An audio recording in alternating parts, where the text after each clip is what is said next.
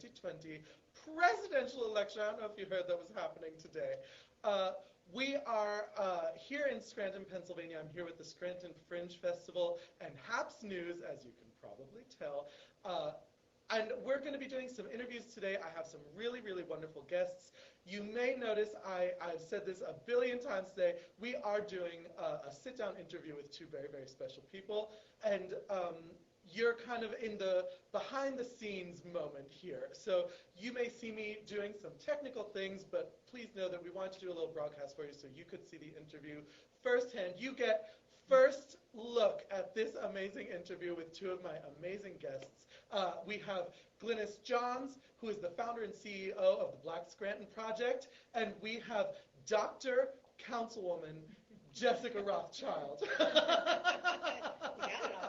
Damn, she's good. Look at that. She took her Centrum Silver today.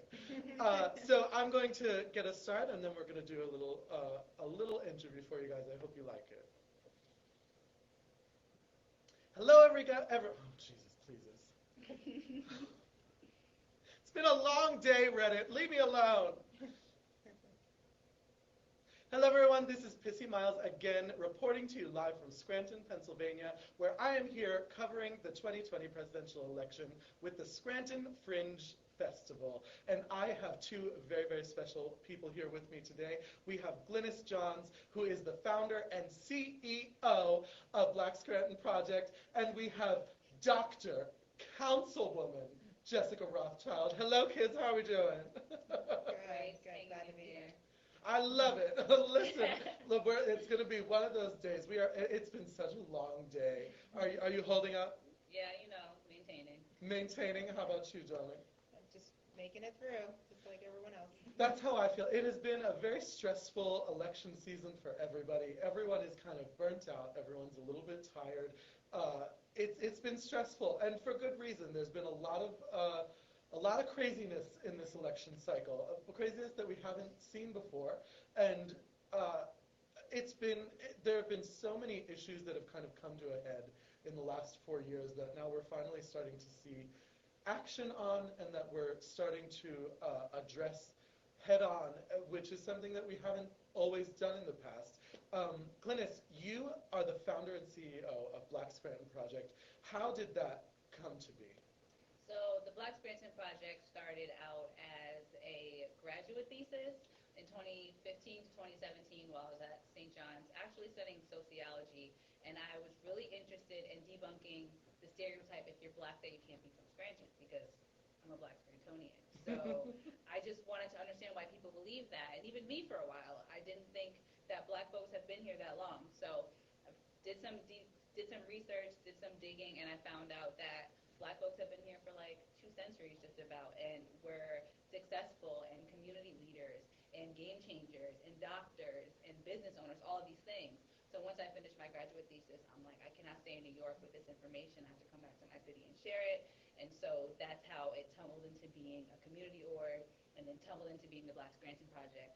And now here we are, still doing research, still celebrating, still archiving the black history. So there are a lot of amazing black-owned businesses in Scranton. Do you have a favorite black-owned business? Oh, they're all pretty much my favorite. But, what's the last one you went to? The last business that I went to was Asia's Paradise Soul Food and Sweets. Over the weekend, I got some fried chicken, collard greens, and mac, and it was great as usual. You just spoke to my soul. I was like, I've been on a diet for like a month and a half, and that literally made me cry. I'm just about ready to die thinking about fried chicken. So there's so many amazing black businesses here, and I patron them all. They're all great friends, and it's so cool now that the business directory is growing, and I'm meeting new people and new businesses all the time. So that's amazing. I love that. I love it, Glynis. Glynis Johns. I joke with her all the time because we were just talking about this.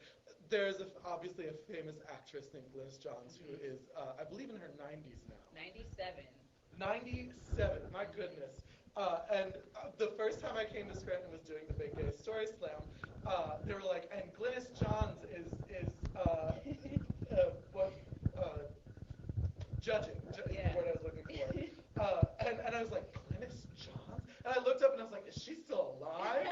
And then and I was like, she is alive. I was like, oh my God, is Glynis Johns going to be at this show? And lo and behold, I got a just as lovely, wonderful person. I'm the other Glynis, okay? You're the other Glynis. Like I was saying before, I hope she gets Google alerts about me because I'm cool. Or like someone tells her, like, there's this other Glynis in Scranton who's like really cool. Your kindred spirits. I love that.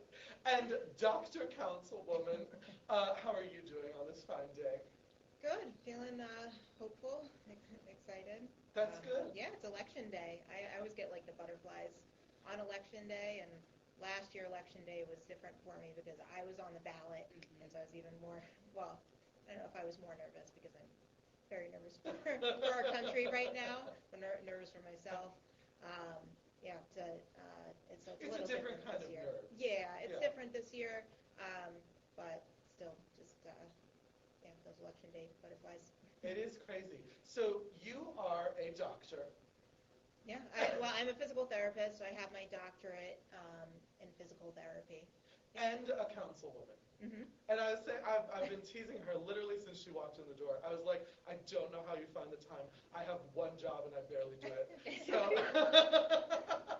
props to you. Props to you.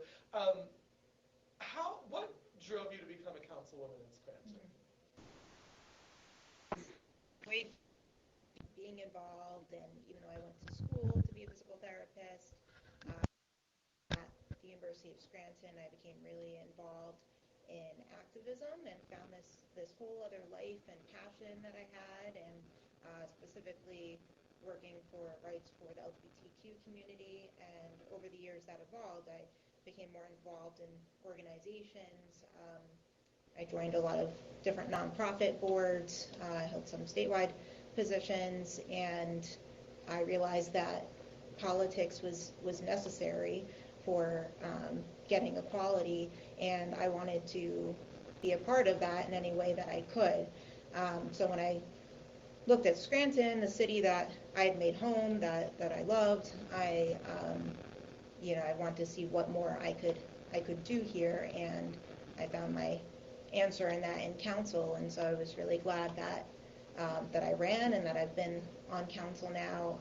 I was elected a year ago, and I'm trying to do some good for our city and to help people, and I guess in turn it's inspired other LGBTQ people, and I'm really happy that it has, because I was looking for someone like that to look up to, and I was involved with the Victory Fund Campaign Board, which is a national organization. I was hearing about all these great queer candidates from across the country, and I was like, why do we not have as much of this in Northeast Pennsylvania? And so I decided to be that one to take the leap, and so I'm really hopeful that others will as well. I mean, we need a seat at the table. I feel like I can bring a different perspective and view to council that we haven't had before, and just as a bit of an outsider and someone different is more of what we need. I love that. Can I just say, it was like over a year ago, maybe a year and a half, last summer, we had lunch, and you're like, yeah, because I'm running. I was like, please, Jess, you can do it. I'm behind you 100%. Whatever you need, I got you. So I already knew you had it in the bag, then I told you that while you were running. Well, I didn't. Glad you did. Yeah, I just knew that you'd bring something amazing to the city, so I'm happy that you're my council person now. Like, I love that. So I just wanted to say that I'm proud of you, and I'm glad that we're turning into more of a progressive city. So agreed. Yeah, well, I'm so happy with the work that you've been doing too. We need people like us around who are going to put in the work and show a different side to the city and fight for everyone. And also that it's not unobtainable. Like, I don't feel like we are anybody who's like extraordinary in a way. I feel like I would argue that. I would argue that there's some extraordinary happening in this room right now. Well, thank you guys. I just feel like, out here doing I was like, I'm not going to let you cop out on this one. There is extraordinary in this room. But it leads me to something I was going to say. I love that both of you kind of came to these positions that you're in through activism. I think activism is a really important thing for young people to be involved in. And it's something I always encourage people, especially people who are part of marginalized communities, whether they're queer people, whether they're people of color, whether they are queer people of color. It is so important to kind of find a community and to become active in it and to see how the world works in that way, because it's a very interesting community to be a part of, and it's so important to stay active and to give back to this community that you're enjoying, and that it's a symbiosis. And something that I love is that I today get to interview two very intelligent, strong, capable women who have risen to these positions, and that is something that is so wonderful. You know, you look at the dumpster fire that is 2020, and we all have to kind of figure out how we're going to get through all of this situation. But to know that there are more women and women of color who are rising to the top and becoming leading, powerful voices is an amazing thing, and it's such a great thing for young people to see, especially young women, or young non-binary people. So I wanted to ask each of you, are there specific issues, and I can imagine that there are there specific issues that motivated you in this election cycle? Obviously, it has been a very contentious cycle all around for everyone. Glynis, were there specific issues that you went into the voting booth deciding this was important to me? Yeah, definitely. A lot of issues: social justice, police reform, making sure that our kids have the education that they need to be successful. These are things that were important to me. Making sure there wasn't voter suppression happening in our area, making sure that people knew how to vote, what the ballots look like, the procedures are different. So that's how I was going into it. And because Black Scranton Project is a 501c3 nonprofit org, we're also nonpartisan. Nonpartisan. So it was really important for me to share general information in a way that reflected a lot of important issues, but allowed people to make an informed, smart, and responsible decision when it comes to the election. I want people to know as much about the candidates and as much about the process and as much about what issues are at stake to make a confident vote. So that's why I try to do a lot in terms of like creating a toolkit so people understood like again what was on the ballot. So yeah, I just hope everyone gets out to vote. I hope people vote, and I hope that we can see some real change and that people understand that your vote does matter and it does count, and especially for people of color. I think we have a historic responsibility to vote, and a lot of people don't understand that and to what degree that means. But I feel responsible not only for my vote, but also in the city of Scranton, because I think a lot of people take it for granted. So, yeah. Excellent. I love that. I can't even you said so many wonderful things. Such a perfect answer. I don't need to go, really. No, please. I would love. I do think it's important. I would love to hear. Are there issues that really motivated you in this election cycle? Of course. So, I mean, there's been so many things that have happened over the years that we take a look at and think, well, would this be different with another administration, another president, or other legislators? And I think there's a lot that would. I wouldn't go into all there's so many issues, but for me, it's very personal. So I felt like people who maybe have a lot of privilege and bias and might not understand their privilege don't see just how much this administration has affected other people over the years. And for me, I mean, it's about fighting for my family and for my marriage, and are those things at risk? And my wife and I are about to have a baby. And congratulations. Thank you. And so what is our child's life going to be? And we've seen LGBTQ rights being stripped away. I mean, the ones that we just worked so hard for, and then to have regression over the years, it's very difficult. And so that's, I mean, probably my primary motivator. I want myself and my family to feel safe and comfortable, and that always motivates me to vote is what's going to be best for us, and then what's going to be best for the country, because I don't think that we're in a good place. I don't think that America's great again. I think we still have a lot of work to do, and I vote in every election, not just presidential elections. There were a lot of other people on the ballot who've made such a difference, and sometimes we don't see those differences, especially if it's not like affecting us directly. But I think staying educated and involved in politics, you get to understanding how much elected officials control and have the power to do. And we hope that it's for the good of everyone, but it's not always.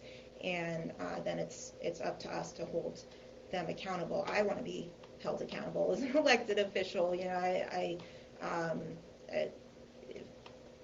If and when I run for re-election, which I'm only in my first term, I want the feedback. I want people to vote for me because they feel like I'm doing a good job, and that I'll continue to do that. And that's what I want out of my elected officials too. And what do you see as the path forward for this country? Because you touched on the fact that everything is kind of divided right now, and everything is kind of in a state of chaos, and there are so many issues that affect especially marginalized people in our communities. What do you see as the path forward for kind of a healing in this country? Well, I think it already started in 2016. So many people came together after that election, and we're seeing it now just in like the turnout numbers that are incredible today. So I think people just needed like a kick in the ass to try to make that happen, and more people are running for office, and that's really important. So just getting involved in our democracy, feeling like we're a part of it, and taking back that power, I think is the best path for moving forward. We don't all have to agree either on the issues or on policy, but I just think the more educated and active and involved we are as a society in voting and the democratic process, that's what's going to get us back on track. Agreed. Glynis, do you have thoughts on the path moving forward? Yeah, I just think more people are aware that we have the power to affect change, and I think, again, like what Jess was saying, it's not just the presidents on the ballot. Like in the city of Scranton, you're voting for senators, you're voting for representatives. All of these people are on the ballot. Also, in other states, there are also policies that are on your ballot. So I think people don't take for granted the fact that when you vote, you're actually shifting your local community. And when you shift your local community, that makes an impact. And it's not a top-down thing. I think it's more of a bottom-up. So, I just want people to be more aware that voting is one form of action, one form of protest, and, you should do it. Because, especially in this area, a lot of people approach me like, where's the protest? And, Black Scranton Project is not a protest-forming organization. We do community work, right? So if you want to protest, I'm telling people recently, if you're looking for a protest, it's at the polls, sweetie. So go check it out there and see what they're talking about. So I think there's a lot of ways to get involved. There's a lot of ways to use your voice, and this is one way, and this is a really important way. So where can people locally and even outside the immediate area find information about Black Scranton Project? So you can find information about the Black Scranton Project at blackscrantonproject.org. You can follow us on all social media at Black Scranton. I guess seeing this, it might not be as relevant, but it's still always relevant. If you want to know more information about local election processes, you can go to blackscranton.org/vote, and you can find some information that we have put up there. If anyone's interested in donating, blackscranton.org/donate. And where can people find out more information about where you stand on the issues and legislation and things that you're trying to enact as a councilwoman. Sure. So I do have a Facebook page as a councilwoman, so it's Councilmember Jessica Rothchild. And then, I think I have like some separate pages that were used for my campaigning, like Jessica for Scranton. I'm on Facebook, Instagram, Twitter. And then with regards to city business, if people go to like the City of Scranton website, they'll be able to find a whole host of information on there. So I don't know how many people know that you can find out information about the meetings, like when they're hosted, our agendas for the meetings, and then we post the minutes after each week, and additional information that we need to include that's in like our third order. And so that's like the best place for resources with regards to the city. Beautiful. Yeah. Well, I have one final question for both of you. And I've asked this of everyone, from the people standing outside the cultural center this morning that I did some exit polling with, to Senator Casey himself. I have asked this question because I think it's important, especially because I am from New Jersey. Are you from New Jersey? Yeah. Where in New And I Jersey? lived in Jersey. You did too? Well, I lived in Jersey for school. I go to Rutgers. Oh, you went to Rutgers. I'm going. Oh, you're going to Rutgers. Yeah. Oh, good for you, I'm there darling. now, yeah. Good for you. Which campus? New Brunswick. New Brunswick. Oh, that's right near me. Not that you should all know where I live. I don't need any more stalkers. You're not too far from me, darling. I already know what the question is. Go You ahead, need to ask send me. a girl a little Oh, yeah. a little Facebook message. I grew up in Hazlitt. You grew up in. Oh, I'm sorry. Well, then we moved to Tin Falls. I don't know if that's better. That's a little better. We Not by much, went but to it's a start. Red Bank Catholic High School. Red Bank Catholic. My husband is from Red Bank. Yeah, Red Bank's nice town. Red Bank. Technically it was Middletown. He went to Okay. Middletown. Yeah. Something. I don't know what that was. This is. You know the question. I know It's where it's very going. important. Okay. Am I Okay. wrong? This is an important question. Ask the question. What's the question? I didn't get the heads up. Is it a hoagie, a sub, or a hero? It's either a hoagie or a sub. That doesn't help. I don't really eat Glynis. hoagies or subs. Oh my God. So- You just said two offensive things to me. I thought you were going to ask about driving. I was going to say let's not, because y'all are the worst drivers, for the record. I would argue that Pennsylvania has a tendency to drive very slowly in the left lane. Am I wrong? Oh yes, they do. Thank you. I mean, they New drive Jersey, slowly all the time, but I need especially in the another New left Jersey lane. person Yeah. to say this. Yeah, they do. Y'all are reckless It's a in the habit. cars. No. We're only you trying are to drive. We're only trying to drive inconsiderate. around. But that's the why slow your people. car insurance has Well, the listen. highest rates on the East Coast. We just want to get where we're going, and it just so happens that there are a lot of Pennsylvania speed bumps in the highway. Okay. What about you? Is it a hoagie, a sub, or a hero? I always used to call it a sub. Okay, Yeah. thank you. I realize I got it's- one vote Is it the wrong today. answer? One person today Don't be agreed mad. with me. Yeah, I called it a sub. Glynis Johns, Jessica Rothchild, I appreciate you taking the time to chat with me today. It is always a pleasure. You can find more information about Black Scranton Project at blackscrantonproject.org, right? Yep. And you can find more information about Dr. Councilwoman Jessica Rothchild. I was like, how many more things can I tag on here? Dr. Councilwoman Jessica Rothchild on Facebook or on Instagram? Yeah, Yeah, she's there. Go find her. And you can find out more information about Scranton Fringe on Facebook at Scranton Fringe Festival, or you can follow me, Pissi Miles, on social media as well. I hope that you all enjoyed this conversation with two amazing leaders in our community here in Scranton, and I wish you all the best. Enjoy the rest of your day. Happy voting.